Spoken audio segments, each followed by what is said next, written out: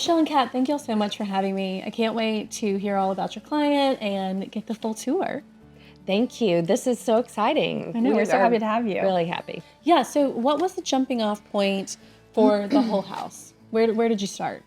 Well, our client came to us when she decided she really wanted just to finish her home. She's lived in this home for many years, and she was ready to remodel, and she was ready to get a fresh start. So we started off at that point, and she has 2 children and a lot of family in town. She's from Atlanta. So we wanted to give her a space that was comfortable to entertain in, have all the kids here, and just a place that you can live, but yet it's beautiful and really inviting. One of the first things I loved about the project was the layering and the color palette.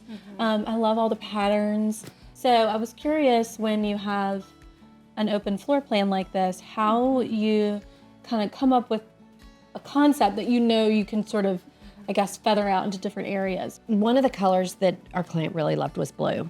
Her favorite place is Sea Island, and that's kind of where we started our vision, is just that low country, casual, but yet elegant feel. And so usually we start off in our projects with maybe a throughout color. So we started off this color just with a simple, soft beige color that really doesn't intrude on anything, but we wanted to bring the blues in. We also wanted to speak to just a little bit of a feminine side.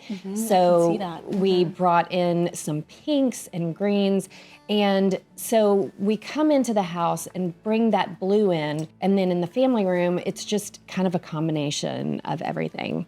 This room, it does really feel like the center of the home, and I can see how the color palette, the greens and the different shades of blue sort of make their way into the other spaces. So I'm curious, in this double height living room, people always have trouble with these rooms. They look so dramatic and beautiful when they're done well, but if you're not a professional, it's hard to do it right. So what was sort of the initial goal in this room? So in 2-story spaces, I think 2 things are really important. I think scale and covering as much wall space as you can. So, in this room, we painted the walls and the ceiling the same color. We really want to draw the eye up, and no sharp lines that are cutting the room off. I think the scale of the art, and we have the tree and the 4 panels, like everything fits the space without making it, you feel enveloped and it's cozy. I love how you did the drapery, partially because I think, again, with, sort of similar to a double height room, an arched window seems to give people trouble, like they don't know, and I would have this issue too. This arch window really just breaks people up. They just don't know what to do with it, like you said. And so this house is a little bit older.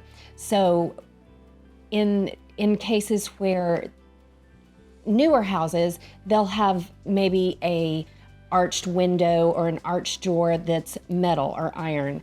And so that gives an architectural element to it. Sometimes you might not even want to put drapery on that because it is beautiful on its own. These windows are very pretty, but they needed a little something extra. So we took the panels all the way up. Imagine if we had taken the rod and put it just above the door, it would cut this whole room in half. The ceilings would feel low, and it would maybe just heavy? not use, maybe heavy, it just would not use the room the way it's meant to be used. So we took these panels all the way up. They were actually ready-made panels that the client had, and we added a beautiful trim to them. So in that case, that's a very simple thing to do, and resourceful. very resourceful, and it just adds a lot to the room and brings in that warmth that we needed. Yeah.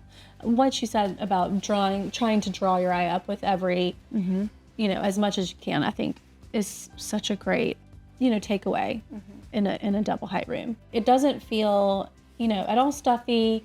It feels very inviting and cozy, but then you have used so many, more timeless, but traditional pieces. The drop leaf table, the commodes on the wall. How do you incorporate those elements that maybe feel a little bit heavier, but like bring the lightness in?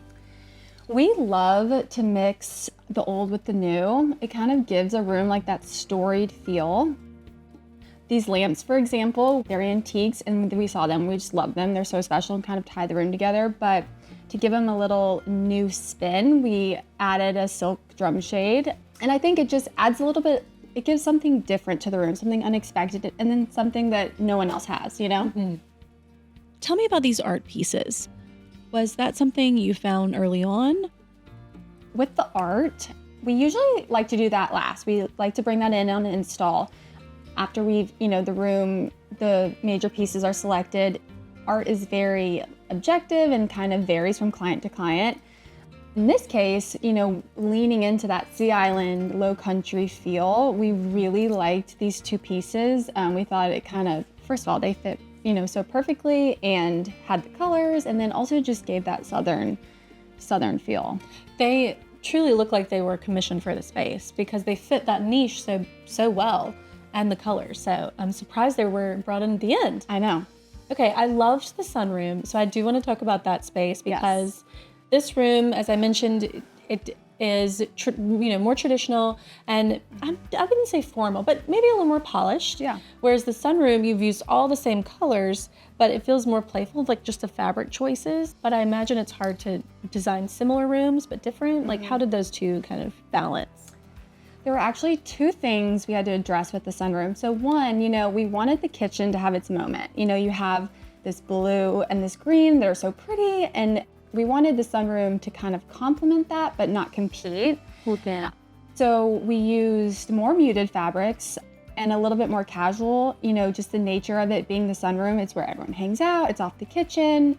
So it just calls for a little more casual feel. Something we also had to address was that room gets the most sun out of the whole house, and it's intense. So we used a little bit more muted, more casual indoor-outdoor fabrics so that it could handle the sun, and then it wouldn't fade, and the room wouldn't show the harshness of, the sun it takes every day. Yeah, I feel like most people probably don't know that a lot of performance fabrics are UV resistant. So super if important. you put them in a bright window, they're not going to fade over time. Yes. Smart. Yeah. Okay. Also, I know I'm harping on the window treatments, but the window treatments in there I thought were such a great approach as well, because you've used the drapery on the side walls, but then you've left the arched on the back wall empty. So can you kind of walk me through that decision? Right.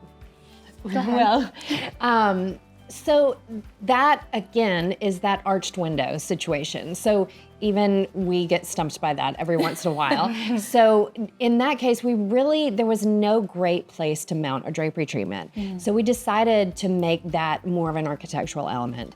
And then we used some softness on the sides of the room to create that warm and cozy feel of a keeping room that you just want to sit in all day. So it's a perfect place. We added actually some mounted remote shades that you can't even see that are helpful with the sun and kind of blocking that afternoon sun that comes in every day. But I did not even see those. They really disappear. So it's a great opportunity when you have a place like that you need some sun protection. Yeah, because at certain times of day, it's probably hard to even sit in there because it's so hot. Yes. Especially the summer. Yes, it really is. Yeah. Okay, how about the dining room? I loved just the shade of blue on the wall. And then you brought a little bit of pink in there, which was a little unexpected at first, but it really freshens it up, especially, a more traditional sort of dining room table and chairs. That pink was such an unexpected twist. Right. Well, so we used her dining room furniture. So she had pieces from her mom that we incorporated. And then that blue really was one of our first colors that we started with. We took the blue from the floor, from the baseboards all the way to the crown to really make that room seem tall. And then also with that pink coming in, we were thinking of our client. We wanted a little bit of a feminine touch, and the blue and pink and all the the green, they just all work well together and really create that moment that we can jump off again into the family room, into the office, and continue our colors throughout the home. We used a lot of that pink color in her bedroom as well, and it was basically the primary color in there. Yeah, I loved how the color on all the molding and the floor or the baseboards and the crown, it does make it seem so much taller. What about the ceiling? Do you do just a white on the ceiling, or what do you do when you've like sort of I think people call it like color drenching? Yes. What do you do on the ceiling in that situation? You know, it just depends, which I know is not the answer that people want to hear. But in this case, we did want to keep it a little lighter. So we had a light background in that drapery fabric. So we brought that white up onto the ceiling. And instead of, you know, if we were to bring the blue onto the ceiling, I feel like it would have made that room a little more moody, which if you are wanting that moody feeling, then that would be the perfect answer. But we wanted it to be bright and fresh. And so we brought that a light color, again, the trim color, right back on the ceiling. So it's the same color? Yes. Everywhere. Okay. Wow. And then is that drapery panel, is that fabric the same that's in the office, or is it just similar? It is.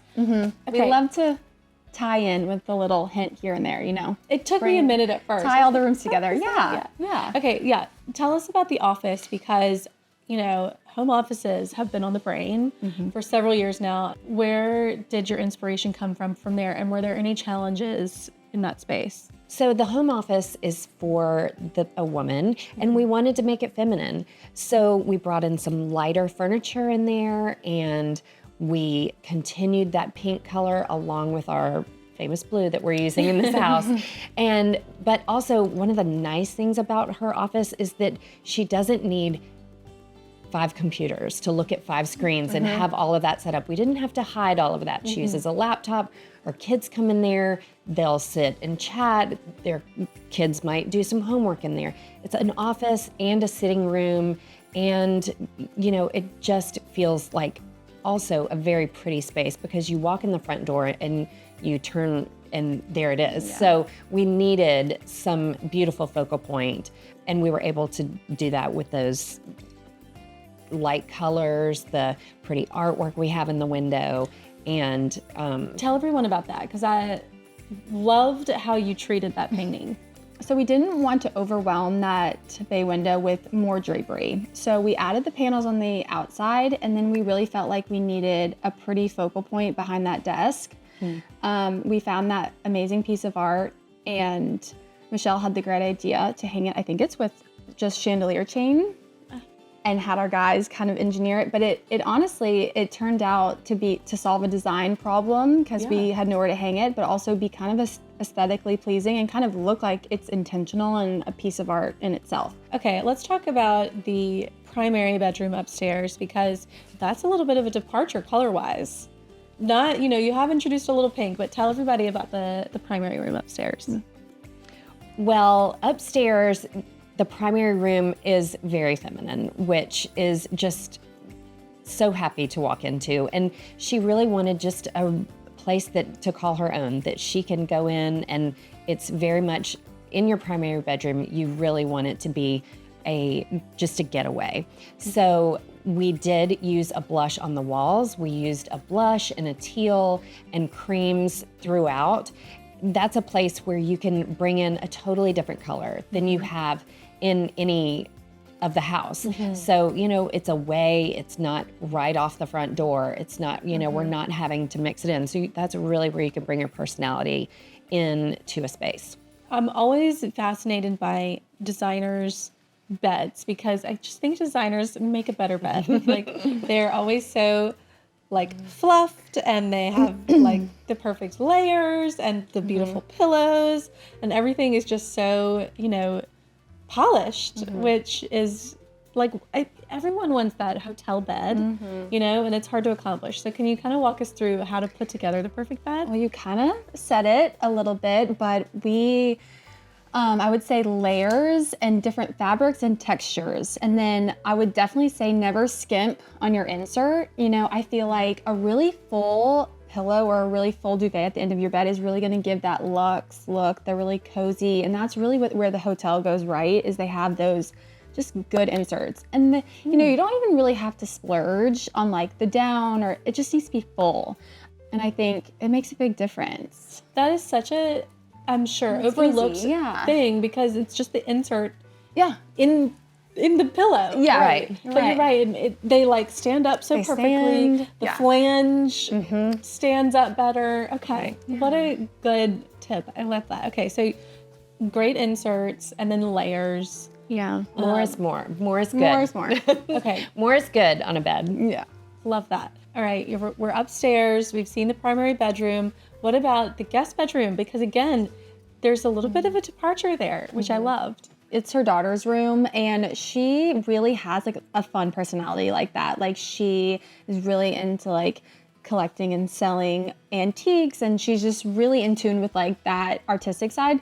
And she had some green furniture in there that we wanted to again work with, like the upholstery headboard and her bed skirt and some of her pillows. So yeah, I think we just took that and ran with it and kind of added more, like Michelle said, more is more sometimes. And we added some pretty chinoiserie type lamps to kind of bring in that new with the little old. And then in her bathroom, we did like a mini print wallpaper, and it's, you know, girly. It's girly, and her daughter is girly. So we just wanted that to kind of shine through. Well, I loved getting to see all the different little touches and details, you know, the trims and the patterns and all the artwork too. It's just a really beautiful, warm and inviting space. And I think that, you know, for someone that loves traditional pieces, this is a great example of how you can do it in a way that, you know, feels current, but Very fresh. timeless. Yes. Yeah. Yeah. So thank you for showing us around. Thank you so It's much. our We pleasure. enjoyed it. Yeah. For more house tour videos like this one, be sure to subscribe to the Ballard Designs YouTube channel and be sure to follow us on social media.